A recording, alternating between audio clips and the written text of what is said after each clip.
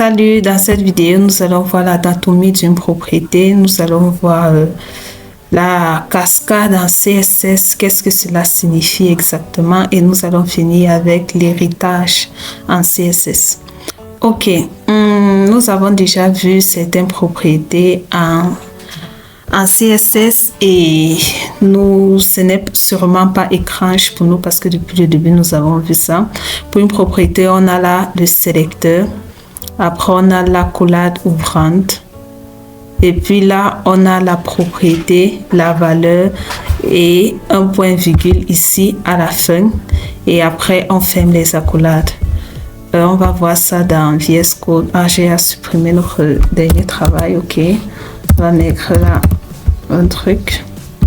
Et en CSS, on a le sélecteur. On a déjà vu les sélecteurs en CSS. On a parlé les sélecteurs par élément, par classe, par balise, par identifiant. Les pseudo-classes, on a vu ça. Là, on va sélectionner par élément ou bien par balise. Et là, on va mettre la propriété qu'on souhaite changer, qui est ici color par exemple. Et on va mettre la valeur red. Exactement, donc c'est tout simplement ça en ce qui s'agit des propriétés en CSS. Qu'est-ce que la cascade en CSS? Le terme cascade désigne l'ensemble des règles qu'utilise le navigateur pour résoudre les conflits de style. Parce que si vous vous souvenez bien, on a dit que CSS veut dire Cascading Style Sheet. En français, feuille de style en cascade. Alors ici, on va mieux expliquer ce que signifie la cascade. On dit que lorsqu'un même élément HTML est ciblé par plusieurs règles CSS contradictoires, le navigateur applique un algorithme pour décider quelle règle l'emporte. Cet algorithme est évalué en fonction de 4 critères fondamentaux, du plus prioritaire au moins prioritaire. Alors là, on a les 4 critères que le navigateur va évaluer pour décider de quelle règle CSS sera appliquée. Là, on a origine et importance, qui est la première règle et la règle la plus forte. On a spécificité et sélecteur. On a ordre d'apparition dans le code et on a héritage des propriétés qui est le plus faible. Je vais expliquer tout ça.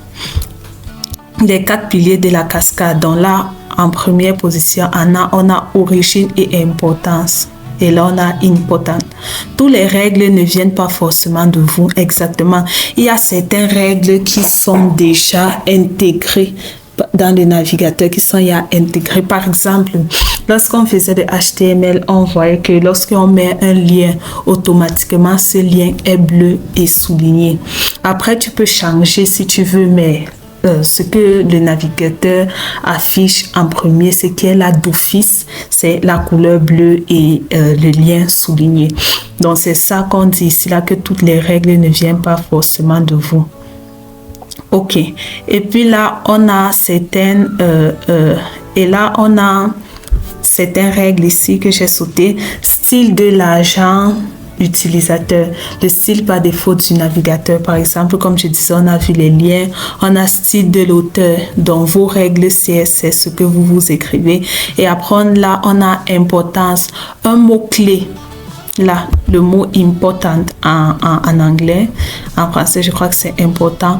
On dit un mot-clé qui surcharge presque toutes les autres règles, quelle que soit leur spécificité exactement.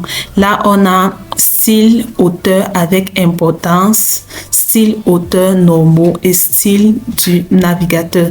Donc ça, c'est les règles générales et leur importance. Parce qu'on voit là que style d'auteur avec important, avec le mot-clé important, a plus d'importance que style d'auteur normaux sans mot-clé important, qui a aussi plus de poids que un style du navigateur. Alors, comment on applique le mot-clé important quand on fait le design ou bien quand on donne une règle CSS à notre page web? Là, par exemple, on a un exemple de règle qu'on donne en CSS et on voit là qu'on a mis la propriété color on a mis la valeur read et après on a mis le mot-clé important. Important, vraiment, c'est déjà, ça dépasse toute autre règle. Donc, on voit là que le mot-clé important l'emporte sur presque toutes les autres règles. Bon, je vais expliquer un peu ça dans VS Code avant de passer au deuxième qui est la spécificité, le poids du sélecteur. Ok. Là, imaginons qu'on est dans HTML. Là, on a mis... on a là un paragraphe, pardon, et on écrit hello dans le paragraphe. Là, en CSS, on a dit que le paragraphe, on voulait que le paragraphe soit rouge. Imaginons là, maintenant que je dis maintenant que plutôt, je veux que le paragraphe soit comment je peux mettre quelle couleur? Vert. Je veux que le paragraphe soit vert. Alors, on voit dans le navigateur. Dans le navigateur, on voit bien que le paragraphe est vert. Parce que là, ça suit juste l'ordre. On a dit ça en premier et puis on a dit ça en deuxième. Donc, c'est ceci qui s'applique en deuxième. On va voir là qu'on va continuer l'ordre. On va voir aussi que l'ordre compte beaucoup sur le style que le navigateur décide d'afficher. Mais si je viens là et je mets le mot-clé important, on met d'abord, on appelle ça comment, un point d'exclamation et puis on met important, ce mot-clé-ci, important, et que je viens automatiquement, mon hello est en rouge. Pourquoi? Parce que important est la règle qui domine sur l'autre règle. Parce qu'on est ici, on a dit ici, style d'auteur avec important a plus de poids que style d'auteur normaux. Là, on voit ici, là, un style d'auteur normal. Et là, on voit un style d'auteur avec importance. Donc, c'est normal que ça domine. OK. Pour continuer, on a les spécificités, le poids des sélecteurs. Si deux règles en conflit ont la même origine, le navigateur calcule la spécificité de chaque sélecteur. On la calcule souvent sous forme de score, comme on voit là. En fait, qu'est-ce que tout ceci veut dire? Ça veut dire que pour la spécificité, il y a un certain ordre qu'on doit suivre, ou bien plutôt que le navigateur suit. Par exemple, si c'est qu'on met un style, comme on a vu lorsqu'on apprenait comment mettre le CSS dans notre page web, on a dit qu'on peut utiliser la méthode interne, externe ou bien inline. Si peut-être on utilise une méthode interne ou bien une méthode inline, voilà, c'est mieux, une méthode inline et on rajoute du style directement à un élément, ce style-là aura plus d'importance. Lorsqu'on arrive dans la spécificité, ce style-là qu'on ajoute dans un élément inline a plus d'importance. Et après, on a les identifiants. Les identifiants viennent en deuxième position. Ils ont plus d'importance que les classes, les pseudo-classes et les attributs qui viennent en troisième position, qui sont aussi plus importants que les éléments HTML ou bien pseudo-éléments et qui sont plus importants que les sélecteurs universels. Donc, les sélecteurs universels sont vraiment les derniers. Vous vous souvenez quand on étudiait les sélecteurs, j'avais utilisé un sélecteur universel qui ne fonctionnait pas vraiment. Et après, je vous ai expliqué pourquoi ça ne fonctionnait pas et j'ai dit qu'on allait voir ça au fur et à mesure qu'on allait avancer. Donc ici, on comprend pourquoi ça ne fonctionnait pas. Parce que là-bas, j'avais utilisé les éléments HTML. Et après, j'avais donné du style à ma page HTML, voilà, en utilisant les éléments HTML. J'avais pris une balise, je crois, H1 ou H2. Et après, en bas, j'avais essayé de redonner un autre style à ces mêmes éléments en utilisant un sélecteur universel. Ce qui ne marchait pas parce que le sélecteur universel est moins prioritaire au sélecteur par élément. Donc, c'est le sélecteur par élément qui avait gagné ce jour-là et les propriétés que j'avais données au sélecteur universel ne s'étaient pas affichées. Donc, c'est un peu pour ça ici, donc on comprend pourquoi. C'est à cause de la spécificité, c'est-à-dire le poids des sélecteurs. Bon, je vais expliquer ça maintenant dans VS Code. Si, par exemple, je viens ici dans VS Code, je viens dans ma page HTML. Ici, je décide de donner un style. Je vais mettre la propriété style, inline, et je décide de mettre color ici.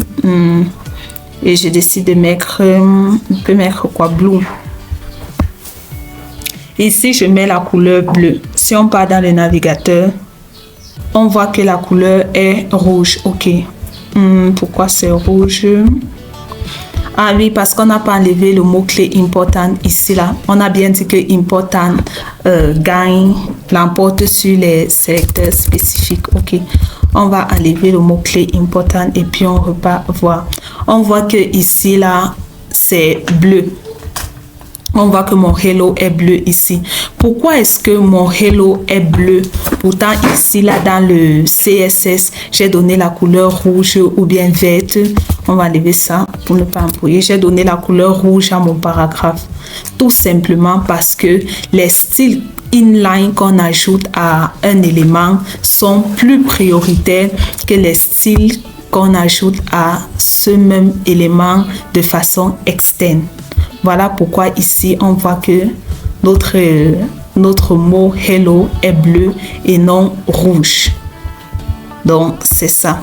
Ensuite, on a les identifiants qui ont la deuxième priorité. Si par exemple ici, toujours dans notre paragraphe, on va enlever ce style-ci.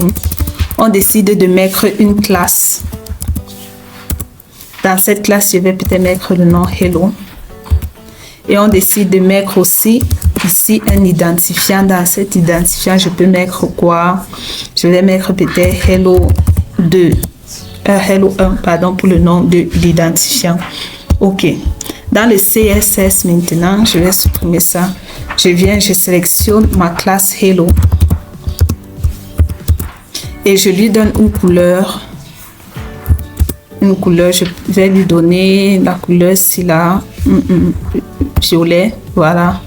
Et puis je sélectionne maintenant mon ID qui s'appelait hello 1 et je lui donne une autre couleur, color. Je vais lui donner la couleur ici brown. Ok, on voit ici là que c'est un même élément que je suis en train de sélectionner deux fois ici. Avec la classe hello et l'identifiant hello 1, je sélectionne un même paragraphe. On voit ça ici. On voit que ici là, je ne sais pas si vous voyez, notre hello est brown. Brown qui est bordeaux en français. A pris la couleur brown. Pourquoi est-ce que ça a pris la couleur brown et non la couleur violet? Tout simplement parce que l'identifiant a plus d'importance que la classe. Peu importe l'ordre.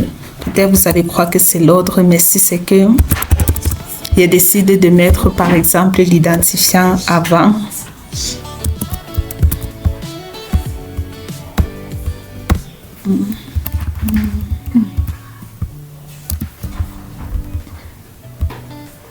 On va toujours voir que c'est toujours marron, donc bordeaux, pardon. Donc on voit que ce n'est pas vraiment l'ordre, mais que c'est parce que l'identifiant ici là a plus de priorité que les classes et les pseudo-classes. Vous l'aurez très bien compris. C'est bien de comprendre cela. Maintenant, on va passer au prochain.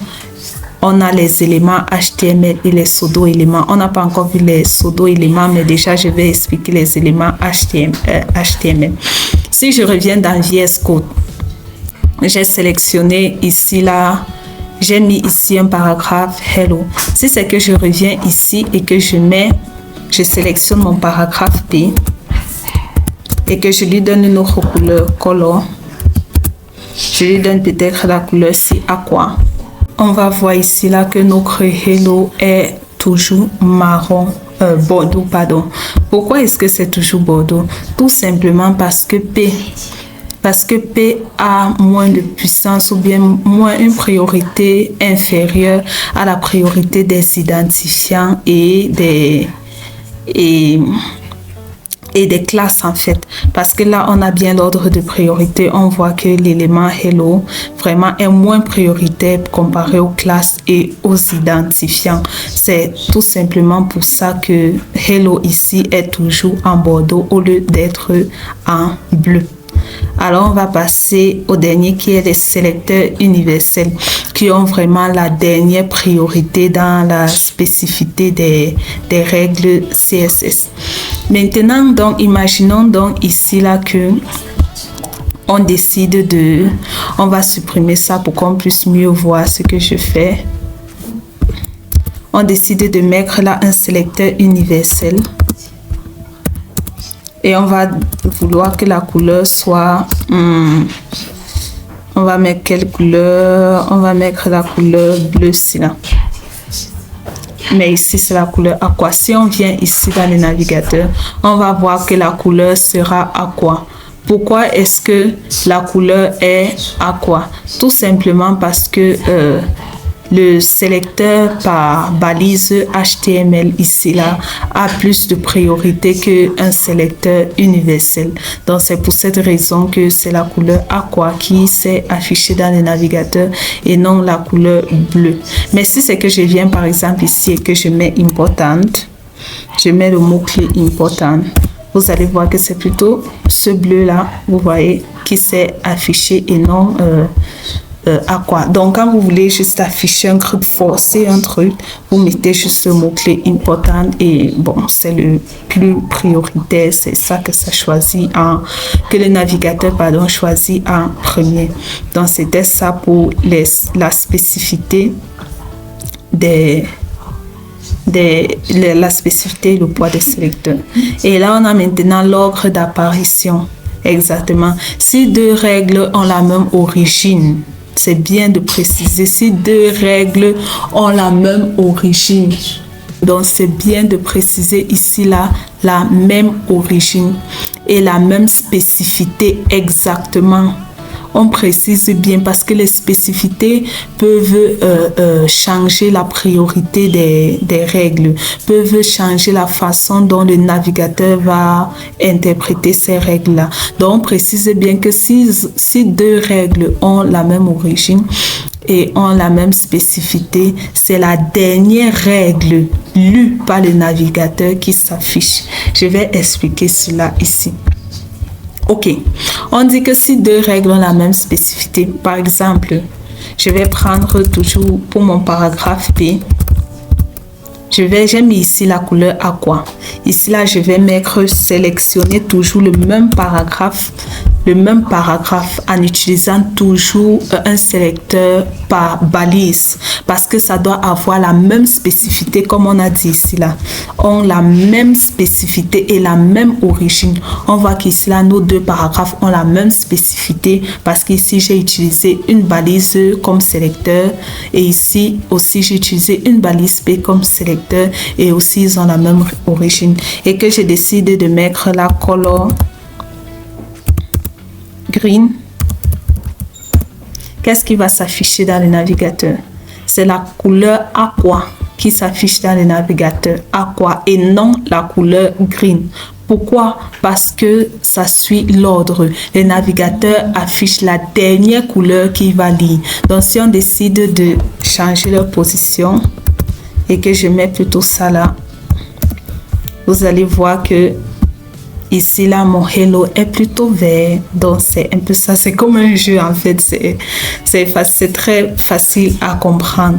Donc on précise bien, si c'est peut-être deux classes, ça va lire, ça va afficher les règles de la dernière classe. Si c'est deux identifiants, ça va afficher les règles du dernier identifiant exactement.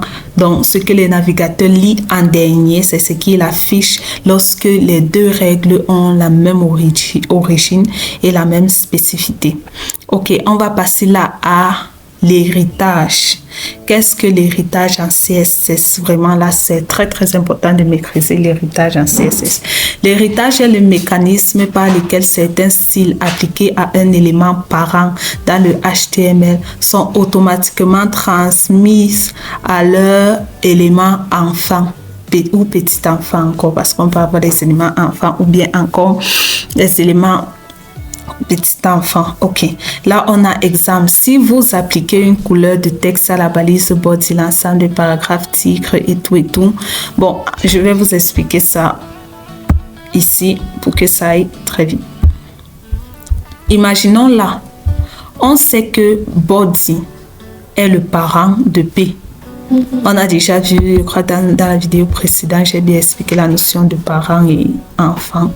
Là, on a le parent qui est body et on a l'enfant qui est P. Si par exemple, ici, on va mettre d'autres enfants, on va peut-être mettre H1. On va mettre un truc comme, c'est pas good morning. On va mettre peut-être un H3. C'est pas, on va mettre good evening. Ok. On va voir ça. On a seulement levé parce que c'est le seul truc qu'on a sélectionné. Ok, on a un good morning et un good evening. Si c'est que je viens là, je vais supprimer ça par exemple. J'ai décidé de sélectionner le body et j'ai décidé de lui donner une couleur. Je lui donne peut-être la couleur violet-ci. Normalement, tous les éléments de mon body doivent être violets. Donc, mon H1 doit être violet, mon H3 doit être violet et mon paragraphe aussi doit être violet. Mais qu'est-ce qui se passe? On va voir que mon H1 est bien violet, mon H3 est bien violet, mais mon paragraphe n'est pas violet. Pourquoi ce n'est pas violet? Tout simplement parce que dans le CSS ici, on a donné une autre règle ou bien un autre design, voilà, à notre paragraphe. C'est tout simplement pour ça. Parce que si on décide de donner une règle aux parents, cette règle s'applique automatiquement pour l'enfant et pour le petit enfant. En tout cas, certaines règles, ce n'est pas toutes les règles qui s'appliquent aux enfants et aux petits-enfants. Je vais vous expliquer ça. Donc, il faut d'abord comprendre que si on décide de donner une règle aux parents, automatiquement, les enfants et les petits-enfants de ce parent-là auront forcément cette règle-là, ce design qu'on donne. Mais si c'est que après avoir donné une règle aux parents, on va donner une autre règle à un enfant, ça supprime automatiquement la règle du parent et ça adopte la règle de l'enfant. C'est ce qui se passe ici. On a donné aux parents comme règle d'être violet, mais après on va dire à l'enfant que non, soit vert. Donc ça va automatiquement laisser la règle du parent et ça va prendre sa propre règle. Et donc ça va être vert. Donc, c'est ça qu'on dit l'héritage, c'est-à-dire les enfants héritent de leurs parents, à moins que on rajoute du style propre à moins que on rajoute du style juste pour l'enfant ou bien qu'on lui donne un autre style. Après ça, ici, on voit les propriétés héritées et non héritées. Toutes les propriétés CSS ne s'héritent pas exactement comme je disais. La règle générale est basée sur la logique du design. Ce qui touche au contenu textuel s'hérite, tandis que ce qui touche à la mise en page et au conteneur ne s'hérite pas exactement. Comme je disais, il y a certaines propriétés qui s'héritent et d'autres qui ne s'héritent pas. On va voir ici les propriétés héritées. On a le texte et la typographie exactement. Ces propriétés décrivent la manière dont le texte doit être affiché. Et c'est logique que les enfants conservent la même typographie exactement.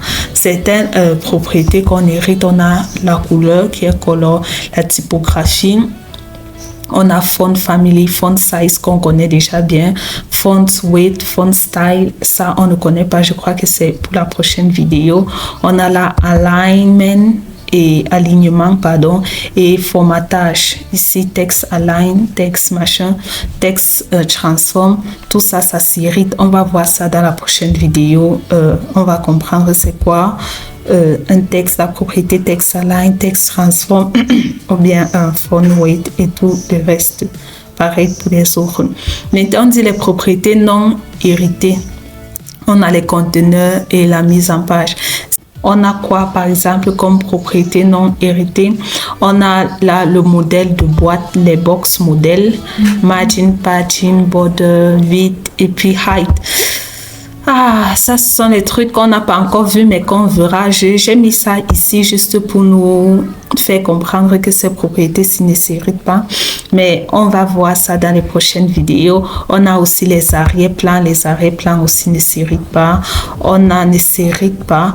On a la disposition, layout, display, position, flex, grid, Z, index. Ça, ce sont des trucs très, très, très importants qu'on va voir au fur et à mesure qu'on va avancer. Pareil ici pour opacity, box shadow et border réduit. On voit là les 4 valeurs universelles de contrôle. Vous pouvez forcer exactement ou réinitialiser le comportement d'héritage de n'importe quelle propriété grâce à 4 mots-clés universels. Exactement.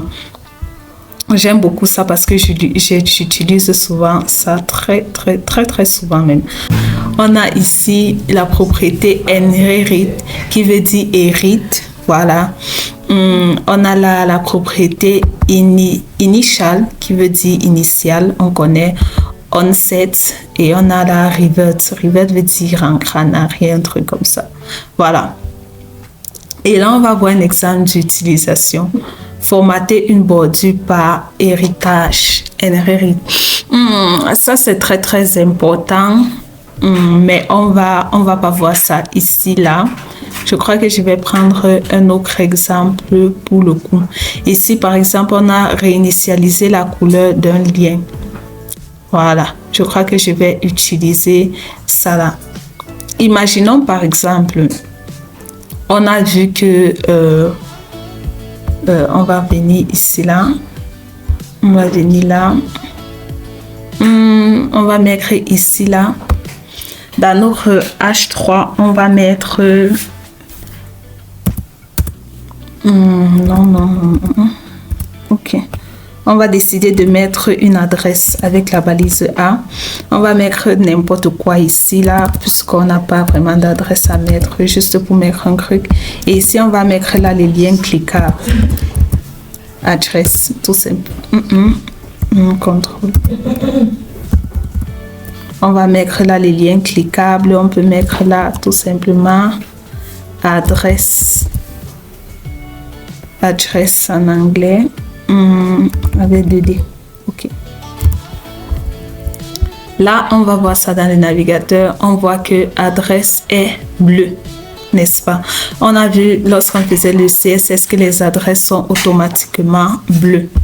Maintenant, donc, imaginons donc qu'on veut que adresse là est la même couleur que son parent Good Evening. Qu'est-ce qu'on va faire?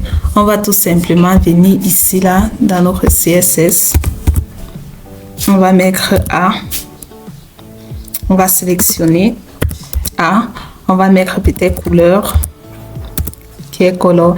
Et là on va mettre inherit. Inherit. Vous voyez que automatiquement ça prend la couleur de son parent. Aussi simplement. Vous voyez, c'est très pratique et c'est très bien. Aussi simplement, ça prend la couleur de son parent. Et puis après, on a la valeur initiale qui permet de revenir à la couleur initiale que le navigateur donne, dans la couleur par défaut du navigateur. Imaginons peut-être qu'ici, là, on veut revenir. Ici, on a dit que le nom de la couleur de notre paragraphe est bleu. Imaginons maintenant que je sélectionne encore le même paragraphe et que je mets maintenant color et je mets initial.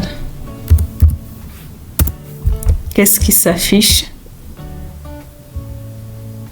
On voit que notre paragraphe est devenu noir, tout simplement parce que la couleur initiale, rappelez-vous, lorsqu'on n'a rien ajouté comme couleur ou design, c'est toujours bleu. Donc c'est ça que c'est la valeur initiale. Et après, on a onset, réinitialise. Hériter, si c'est une propriété héritée, sinon on prend la valeur initiale Tout à fait. Si on met la valeur onset, ça veut tout simplement dire que si... bon, pour mieux expliquer ça, par exemple, je vais mettre là... non, je sais pas comment. Je vais mettre là peut-être la valeur onset. Et puis, je vais revenir ici, là. On voit que c'est violet. Pourquoi? La valeur onset permet tout simplement de faire quoi? Lorsqu'on met la valeur onset, ça dit au navigateur que si c'est que l'attribut, non pas l'attribut, si c'est que la propriété que je mets ici là est une propriété héritée, alors qu'il hérite la valeur de son parent. Sinon, donne-lui la couleur initiale que toi tu reconnais, la couleur par défaut. Je reprends. L'attribut onset veut dire quoi? Ça permet de dire au navigateur que si la propriété, si la qui est color est une propriété héritée, permet qu'il puisse hériter la couleur de son parent. Sinon, donne-lui la valeur par défaut que toi tu reconnais, tout simplement. Donc, c'est à ça que c'est la valeur onset. Et puis, on a revert, revient au style par défaut défini par le navigateur ou l'utilisateur. Exactement. Si peut-être là, je mets la balise A ici, là, et que je mets plutôt ici revert. Qu'est-ce qui se passe? Vous voyez qu'on est revenu ici, là, au style violet. On est revenu ici là à la couleur violet. Donc c'est un peu à ça que c'est la valeur revert. Là on a tout vu pour l'héritage. Là on a formaté machin. Ça là on va voir ça lorsqu'on va apprendre les bordures, lorsqu'on va étudier les bordures. Et pour finir, donc on a priorité, héritage versus spécificité. On a une règle essentielle à retenir, très important, concernant la cascade CSS. Un style direct appliqué à un élément l'emporte toujours sur un style hérité, quelle que soit la force ou la spécificité du sélecteur parent. Je crois que j'ai expliqué ça. Bon, je vais réexpliquer ça. Imaginons là que... Oui, j'ai expliqué ça. Ici, on avait body, par exemple. J'ai donné la couleur parent ici au parent body. Après ça, j'ai spécifié que non, le paragraphe-ci doit être vert.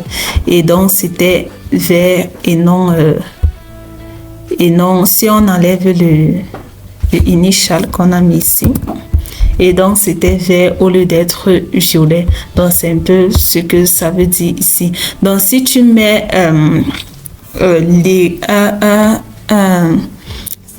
en fait, si on veut comparer l'héritage et la spécificité l'emporte toujours sur l'héritage. Donc, si c'est que tu mets un parent, tu dis à l'enfant que va et hérite la couleur de ton parent, mais après tu redis encore que non, cet enfant, je veux plutôt qu'il ait cette couleur, ça va plutôt prendre la couleur que tu lui donnes, parce que là c'est plus spécifique que de lui demander directement d'hériter la couleur de son parent. On avait déjà expliqué ça plus haut.